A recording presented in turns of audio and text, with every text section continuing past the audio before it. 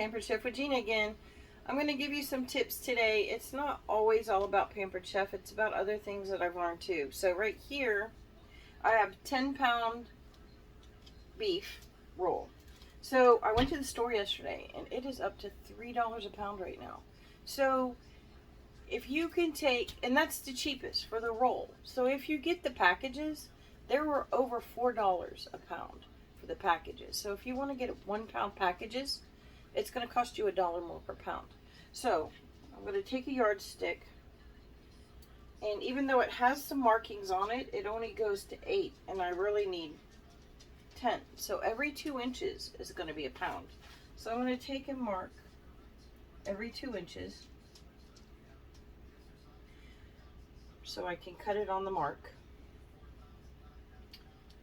So in a few minutes, I will talk about a couple Pampered Chef products, but for one, there are some very nice knife sets, but this is Henkel's, sorry, but I'm going to sharpen a little because I got to cut through this meat. So, all right, then you slice it into 1 pound sections. And after I get all these done, then I'm going to tell you my next tip.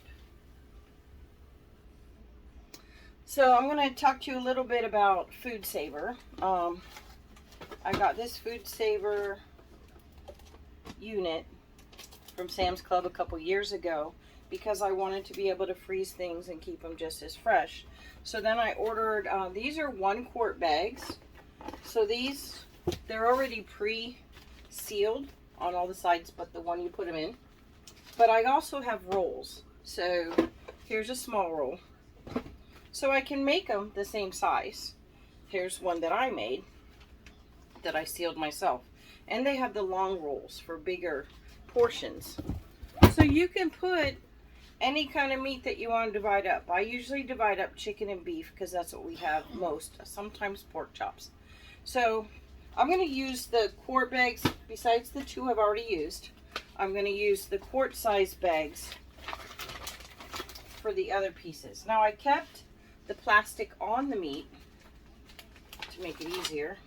And all you do after you seal the bottom, or you have the quart size, you just put them in and it'll seal it. It'll take all the air out and then it'll seal it. So let me get all 10 of these done and then I'll get back to you. Okay, for the next trick, I left the plastic on, seal these in 1 pound packages.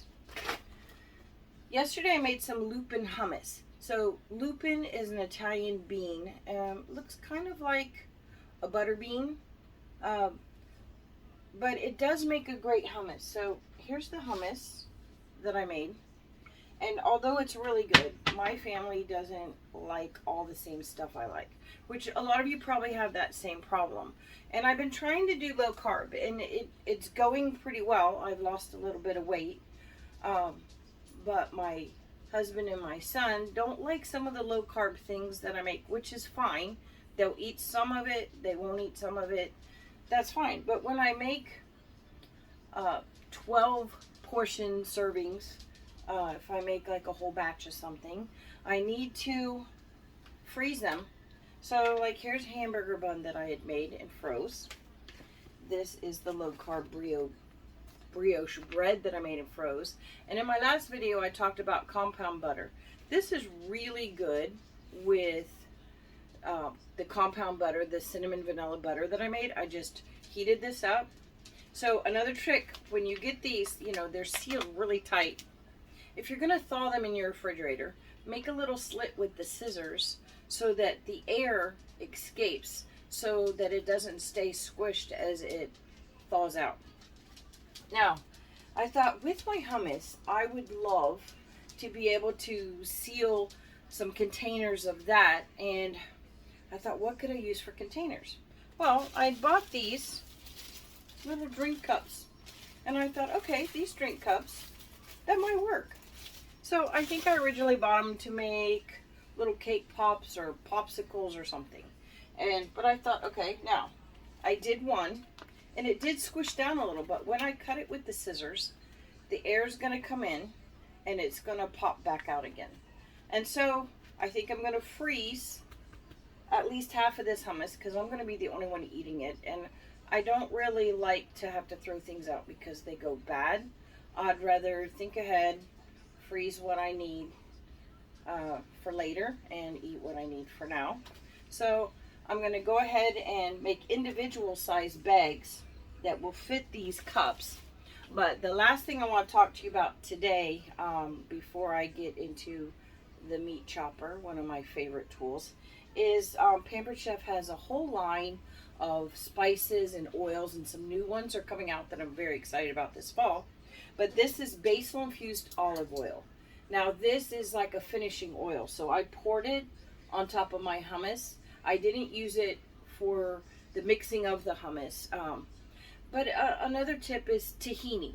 You can buy tahini paste, or you can make your own with just sesame seeds, olive oil, maybe a little salt.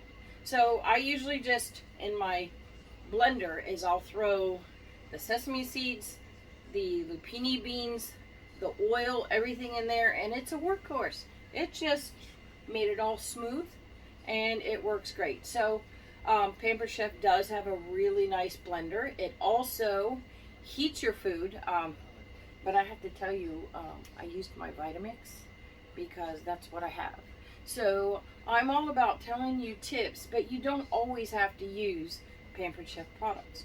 The knife I used today, although Pampered Chef has a very nice line if you need it, so if anything happens to these, I'll probably be getting it, is I have a Henkel's brand that I had gotten from a kitchen store years ago, and so that is what I use. Well, that's it for now, and I will talk to you a little bit. Bye-bye. Please remember to like, subscribe, comment, leave me a message. In my bio is my Pampered Chef website. Check it out. If you want to hold a party or order something, feel free. If not, you can join Pampered Chef and look at recipes and things like that for free.